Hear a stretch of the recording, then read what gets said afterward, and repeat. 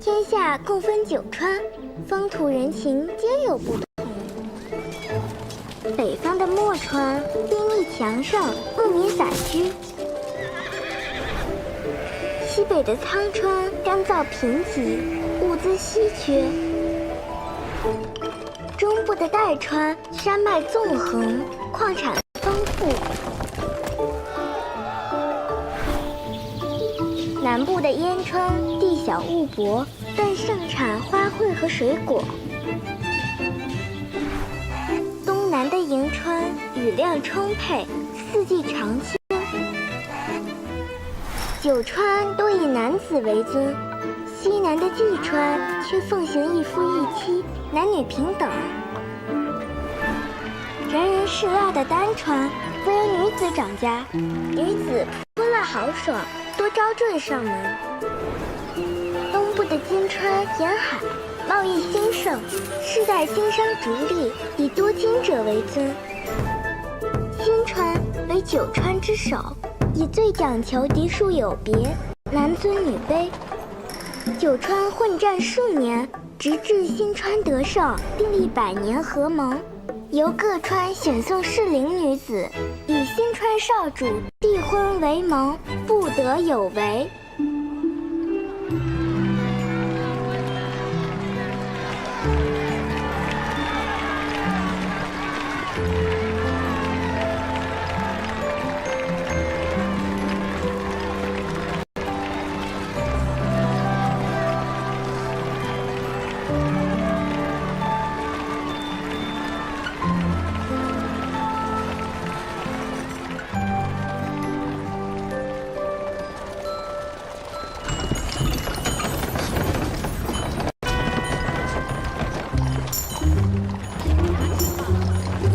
驴车呀！你看到来了哈？对，你看，怎么驴车也进来了呀？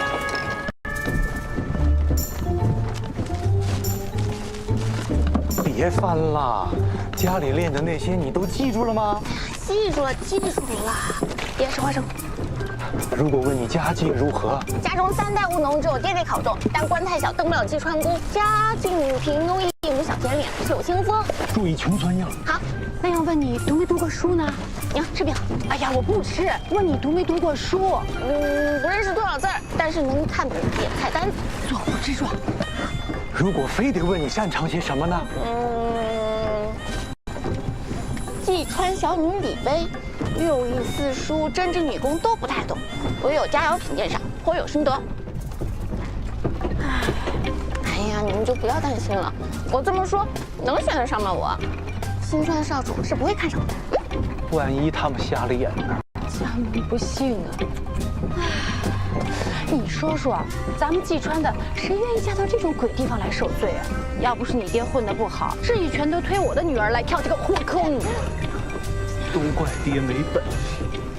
爹，哎，这是咋了？怎么停了？咋回事？哎，咋回事？哎，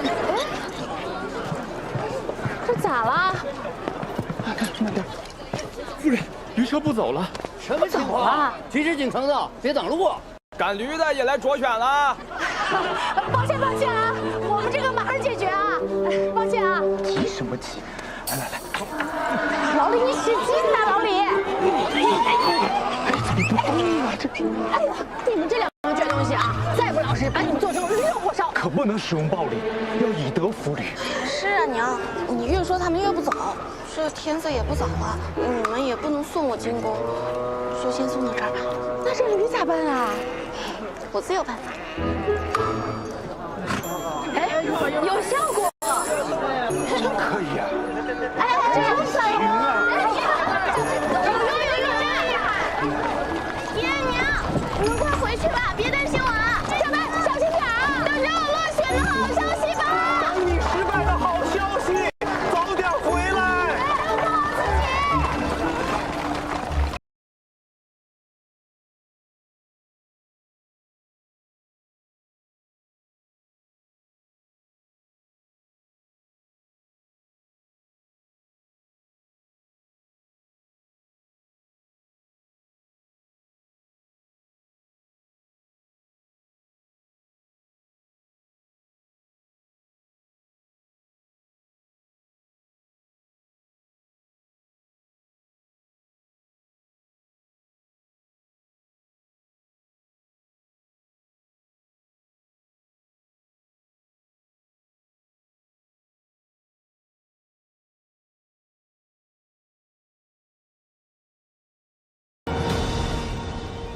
信吧。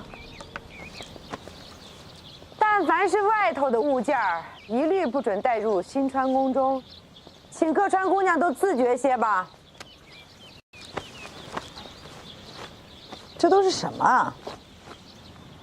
这都不能带。进吧。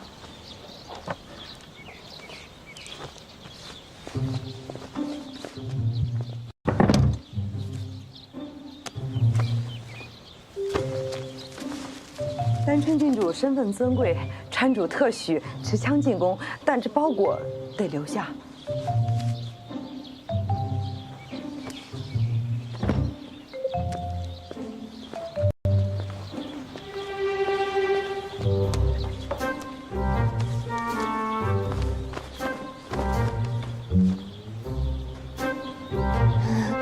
家里穷，没带什么东西。进吧。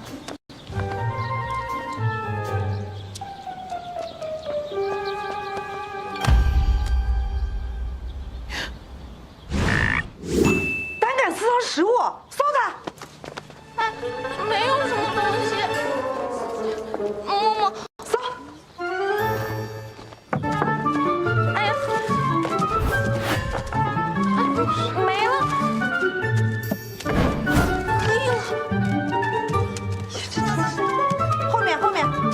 给我留一个吧！哎呀，撕个烂苹果才能带下来。行了，搜仔细点。没了。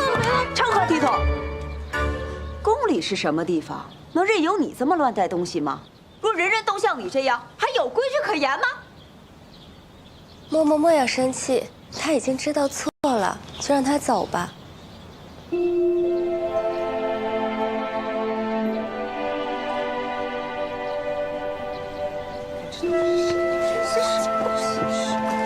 而且嬷嬷，您看后边还有这么多人呢，我们早点检查完，早点收工。唉，算了，进去吧。啊，拿走了。哎，这是我的文书。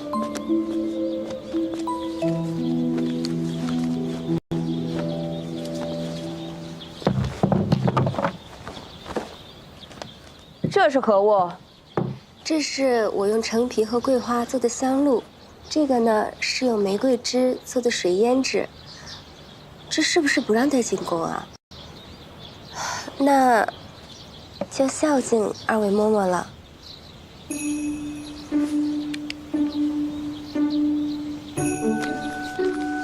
这本女戒是我一直放在身上的书，这可以带进宫吧？哦，无妨，你带进去吧。我瞧姑娘仪态风度，定会前途无量，将来还请代请我们些。小女岂敢，以后还请嬷嬷多加照拂。进吧。小飞，侯家姐姐，真的是你？是我呀。上次爹娘带我去延春找你玩，已经过去好多年了吧？5年多了，你还是跟小时候一样漂亮可爱。你也漂亮可爱。以后遇到这样事啊，别害怕，有我呢，我保护你。这些嬷嬷就是看上去严厉一些，其实也不会把我们怎么样，而且不就收些吃的吗？一会儿宫里也会发放的。没关系，他们也没能全收走。等等，那你还有啊？真好吃。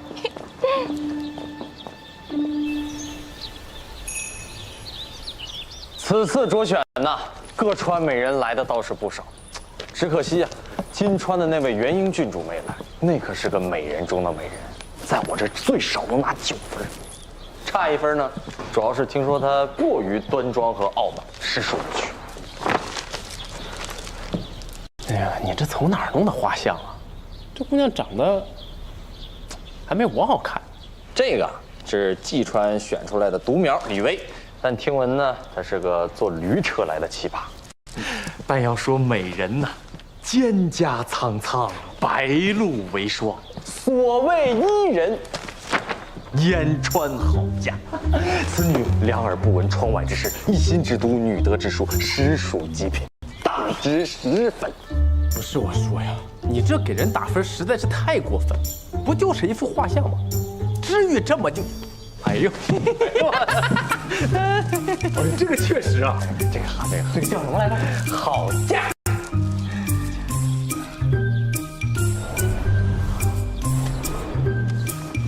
借？不是你借，知己知彼，百战百胜。新川主呢有11位少主，但8少主英年早逝，所以剩下整整齐齐10位少主。前4位少主呢都已经娶正妻，上朝之后在宫外开府居住，剩下的6位少主则居住在宫中。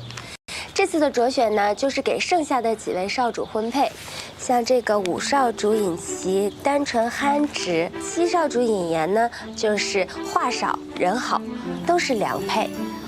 最后这3位啊，就是年纪尚小，还不宜婚配呢。看来五哥也十分中意这个好家呀。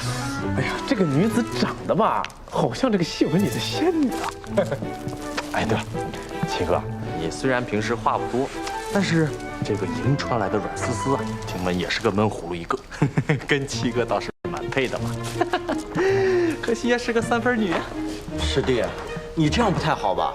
人家是清白姑娘，你这么又打分又在这说，别人说我就算了，你又不娶妻，你管我做事？我这又是谁啊？上官郡主，来自丹川，长得呢倒是能打个8分，但毕竟来自丹川嘛，这1分。丹川怎么了？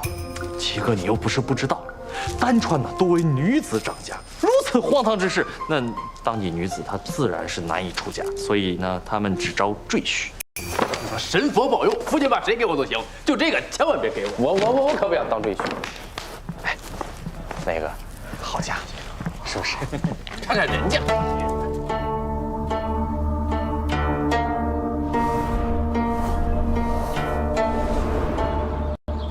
这位呢，就是2少主尹松，他是嫡出，被封为嫡长主。你看他才貌双全，智勇卓绝，是良配。可是我看你这上面写了，他也有婚配，怎么能算是良配呢？他是嫡长主，是未来的新川主啊，小傻瓜。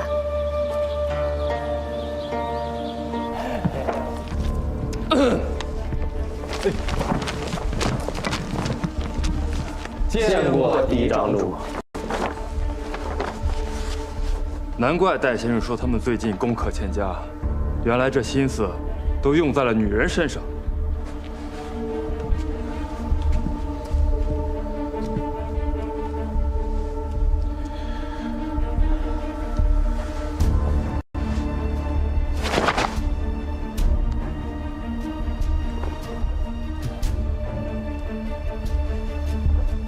玩物丧志，恬不知耻啊！老师，哎，你与我是一母同胞，理应做好兄弟们的典范才是。是。每个人拔抄3遍《道德经》，半个月后书考再有退步，罚跪祠堂。是。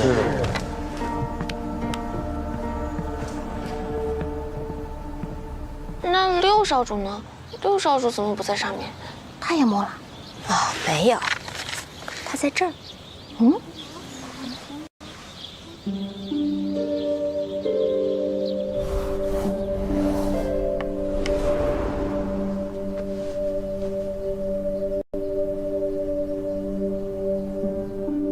少主假期倒是与平日行事颇为不同了，不守住，一味直取强攻。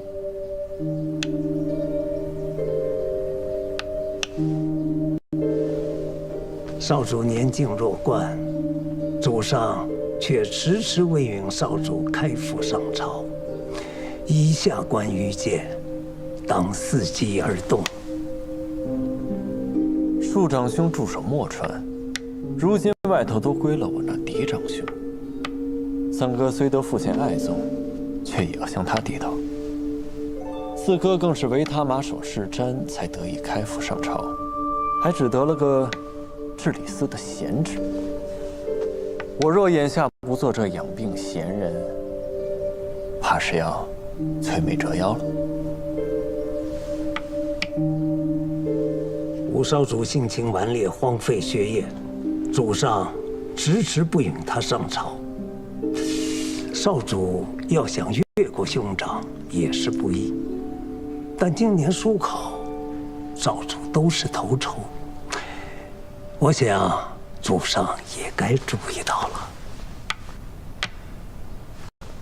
我有满满当当9个兄弟，可父亲到底只有2只眼睛。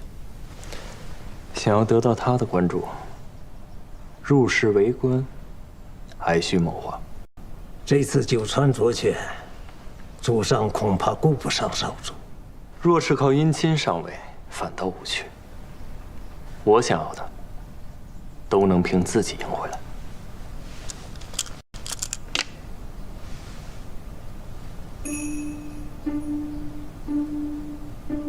承让了。我知道少主心高气傲，可少主也该找寻一个可靠的妻族。但莫两川兵力强盛，荆川富庶，代川产矿，可要是济川，除了风水，一无是处啊。那若是选到济川的女子，倒也不错，还能讨个下葬的好风水。哼，我等若是在婚嫁上计算，恐引父亲忌惮。谋划应恰到好处，若是太过，反噬自身。先生既然选择我，就请相信，我定不让先生失望。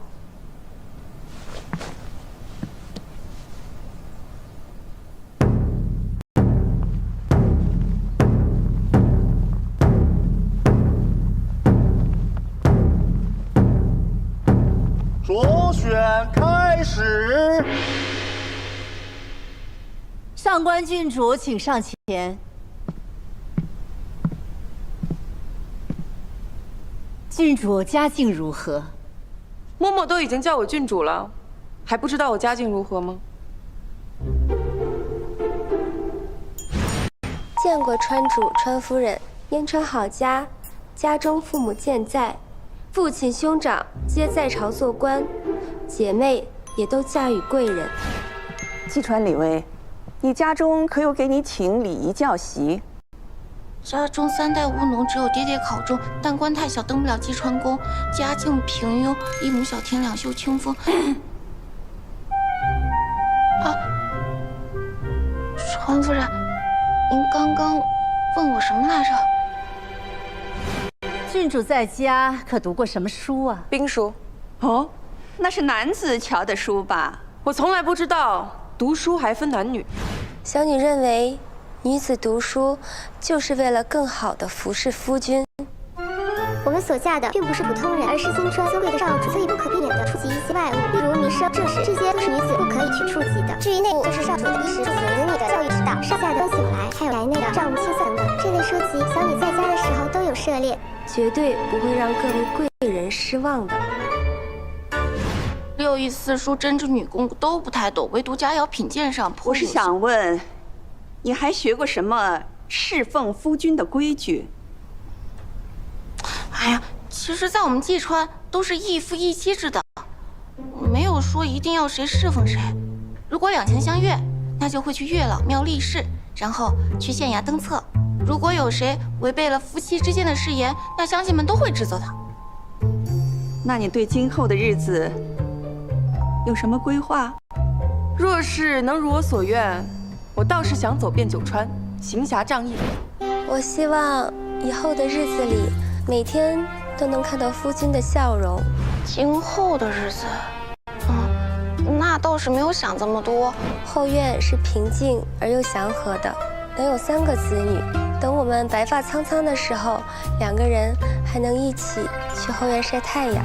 但我是郡主，确实多了一份责任，自然只能练好我的枪，护好我该护好的人。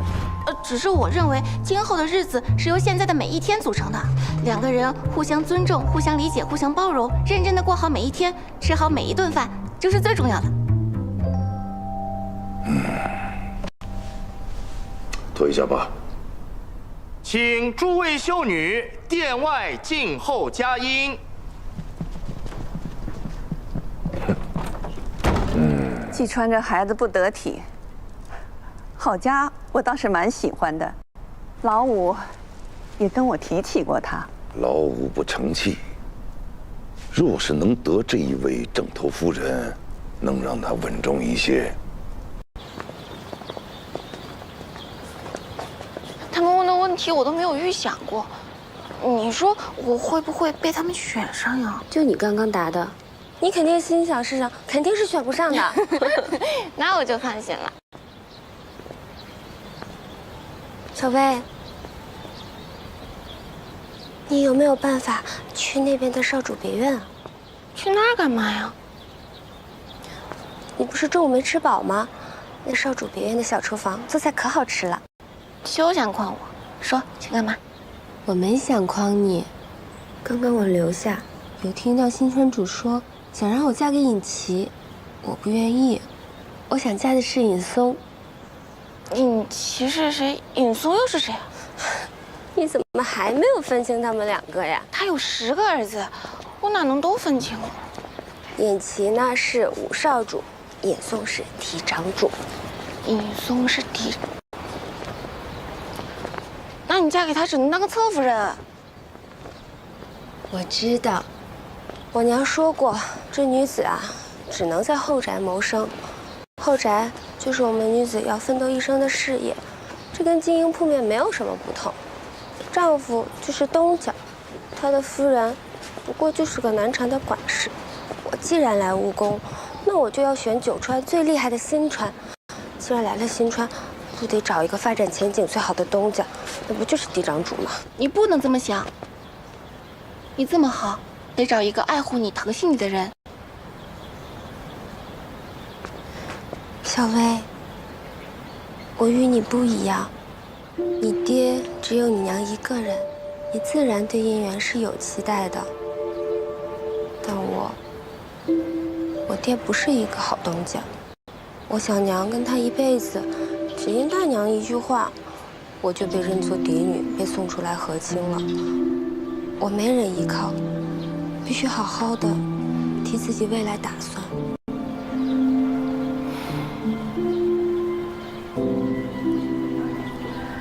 这少主别院的菜，是不是真的好吃？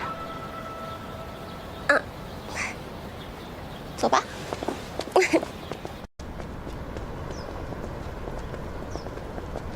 行不行啊？呀，不行也得行。来了。哎，又见面啦！哎呀，这大中午送菜也不容易啊，我帮你拿。哎，你是？我是六少主公园的小薇呀，你忘了？前几日还见过呢。你这记性，哎，今日吃什么呀？哎，这个土豆和红薯是不能放在一起的，土豆喜凉，红薯喜温，放在一起，要不就是土豆发芽，要不就是红薯降了心。你们啊，一看就很少进厨房，我跟你们说道。如果这个一起的，这生食和食物啊也不能放在一起，会串味儿的。如果串了味儿呢，就把它们。九川女子着选后，你就要成家。父亲还说要让你开府上朝，但你整日里吊儿郎当的，交上来的文章别字满篇，我都看不下去。智利司每月考评上朝的少主，他们可不会给你留任何面子。老四，哎，这个月他们怎么说你来着？用了相书里的句子，相鼠有皮，人而无仪。这时下一句是人而无仪，不死何为？我给你四哥谋的职位是治理司的监视，他们的上峰，他们还敢弹劾你四哥？你自己想想又会如何呢？这李子反正不会骂二哥，你当然站着说话不腰。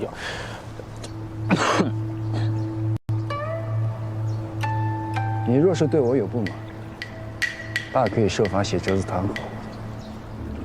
只是千万别写个折子，还别字满篇，丢进新川的脸面。五弟，快跟嫡长主道歉！你还想不想开府了？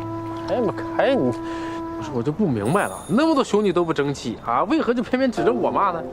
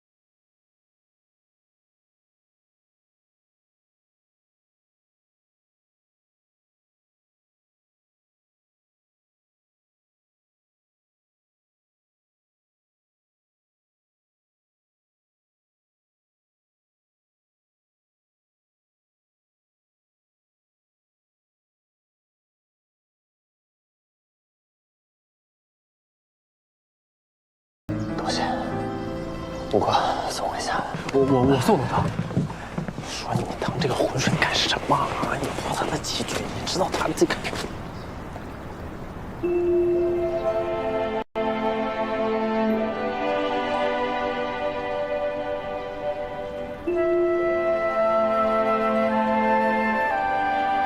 不了，我还说的是我目送你吧。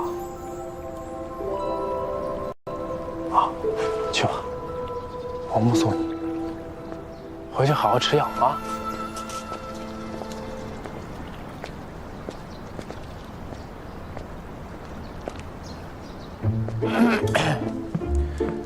二哥，刚才二哥教育的对，是小弟知错了。这样，我帮二哥把那个鱼竿收了，我收鱼竿啊，我来啊，我来。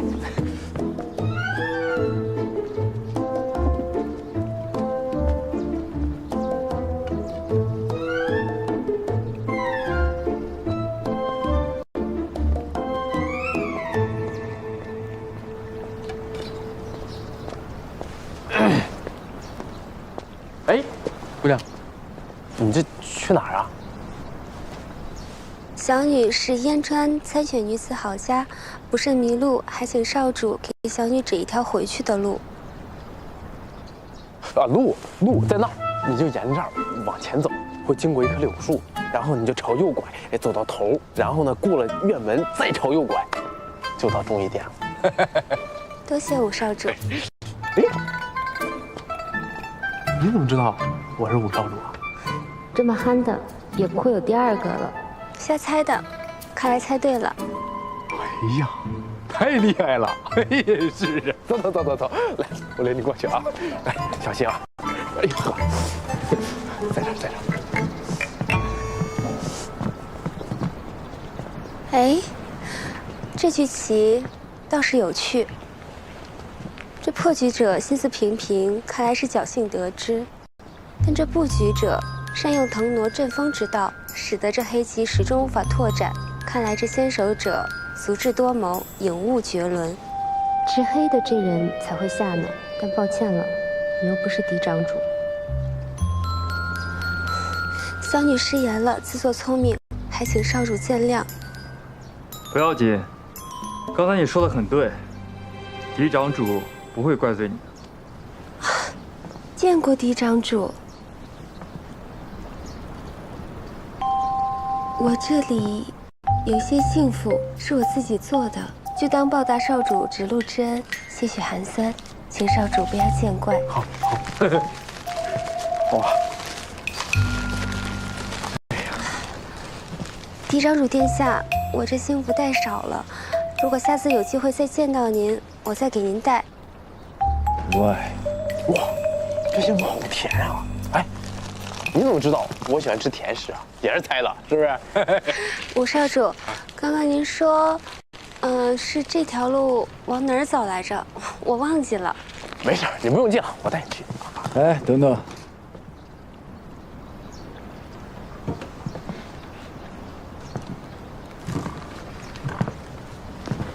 我送你。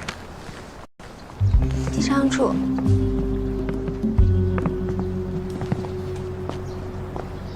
哎，我这是你什么事儿啊？别光会扫地啊，把那边也整理一下，好不好？然后去那边。少主，少主，您不是去拜见嫡长主了吗？怎么这么早就回来了？懒得周全，就说胃痛，回来了。哎呀，不愧是我家少主，胃痛是您的救急，竟然可以信手拈来当做借口，一般人可没有您这般机智的反应。你不用再溜须拍马了，这是个人就能想到。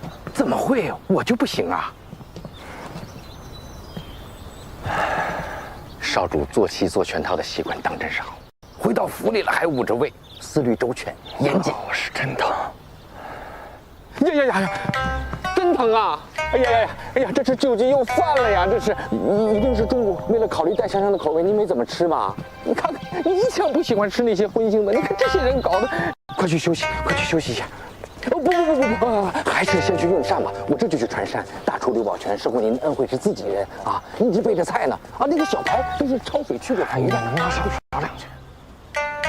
饿呀！我家姐姐怎么还不回来啊？好饿呀！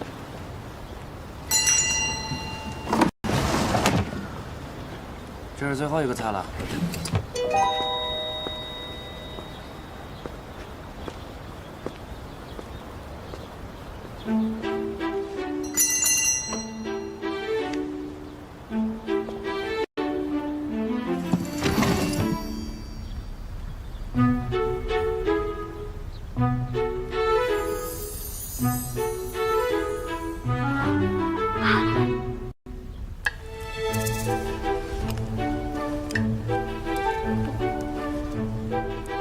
这饭点都过了，还剩这么多，不吃就浪费了嘛。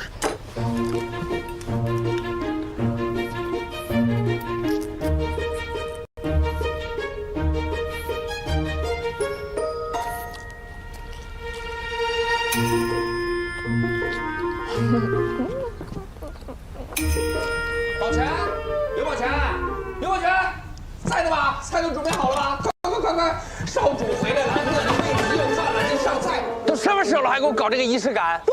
苏总管，哎呦，正好，六主胃急犯了啊！先传膳，传完膳呢就用药。你妈这老方子，赶紧把药煎了，好不好？啊！都说了，赶紧的跑起来呀！刘宝全，我配合你了啊！菜上来也不说一声。南瓜蒸蛋，下面菜快点啊！来了，南瓜蒸蛋，少主先暖胃。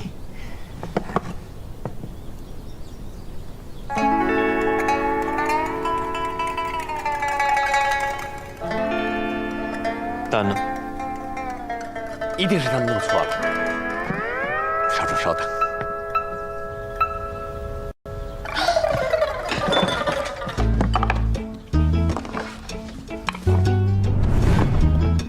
少主，桂花糕。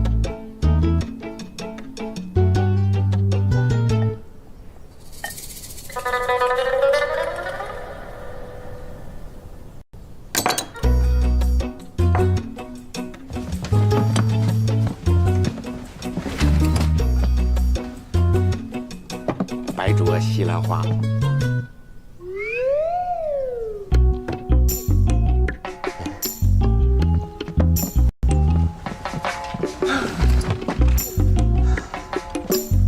豆百合，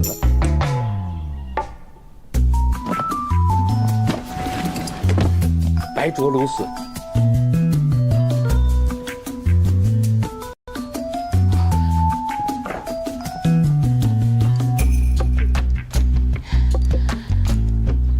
走了，没啥能摆的了。刘宝全，这个吧。刘宝全，我再给你最后一次机会啊！你躲着我也没有用。再说要鹅子，我跟你没完！我，这该死的公龟，白灼排骨，我回头再找你算账！我，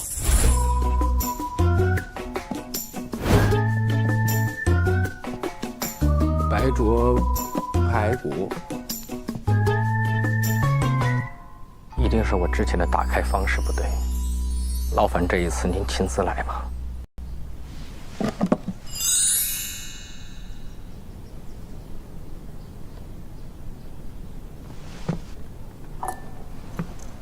不，这是参选女子的玉牌啊，怎么会在这儿呢？哎，少主。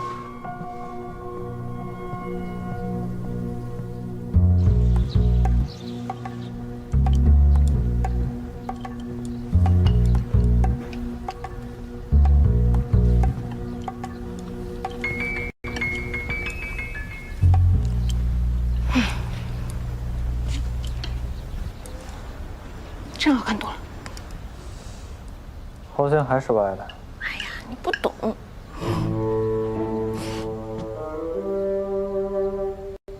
糟了，这人衣饰华贵，又在少主别院，大概也是个少主。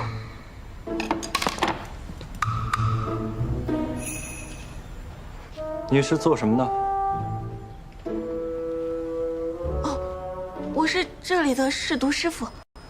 少主们的饭菜都要经过我先试一试才能端上去。啊，这些菜都没事儿，我先走了。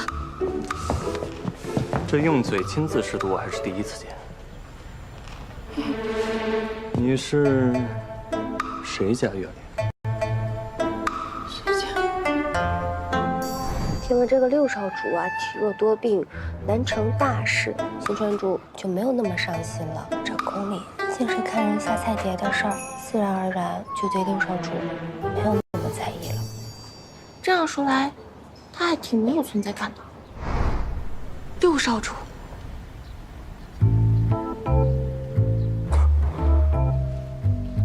六少主，那你说说看，这六少主他长什么样子？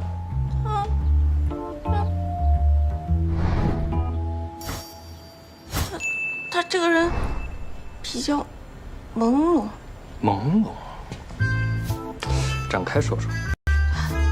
他存在感很低，在一群人之中，你很难发现他。哦。就算他站在你面前，你都有可能认不出他。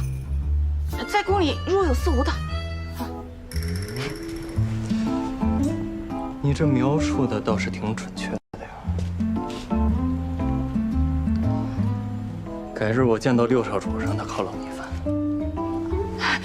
那倒不用了，我就是一个小小的侍读师傅，那这里都没什么问题了，我先走了。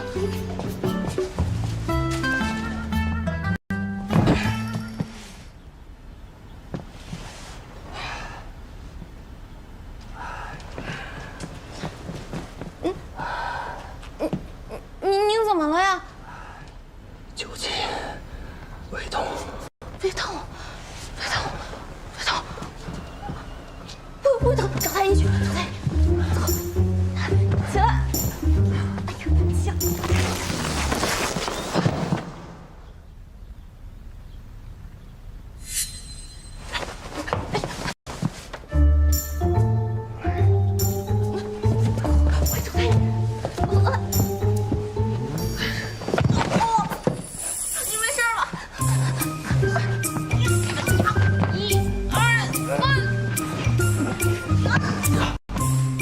我自己。休息休息。我现在不光胃痛了，我出门走吧。我不记得的是哪间院子了，也不知道他是谁，更不知道他胃疼有没有好些。我本来是想把他送去太医院的，结果他非说自己有事儿，要我把他送回少主别院。你说他胃都疼成那样了，还回少主别院干嘛呀？他不会是想告发我吧？那我会不会掉脑袋呀？不会的，你别害怕。你不认识他，他也不认识你啊。而且今日大选，宫里这么多女子，就算是盘查起来，也不一定能盘查到咱们这儿。这天啊，马上就要黑了，天黑之前，有可能接你出宫的轿子就来了呢。到时候你人在蓟川了，天高人远的，他们上哪儿抓你去？这要是赶回家，就是吃莲藕的季节了，也不知道能不能吃上。李姑娘，李姑娘，接您的轿子已经在门口。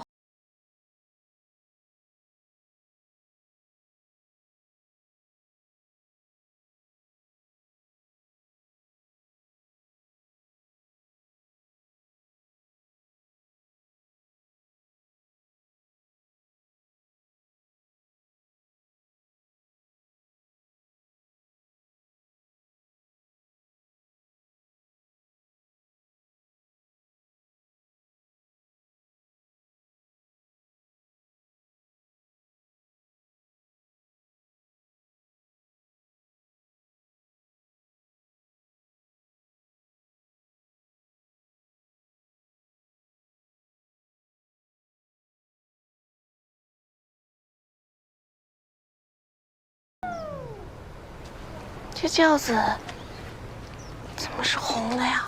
当然是红的啦！你是第一个得川主下旨赐婚的。赐婚？哎呦，我当时下旨一出来就知道六侧夫人您前途不可限量。六侧夫人啊，六少主的侧夫。哎，对，六少主。哎呀，你赶紧上轿给我使使。哎，你赶紧走。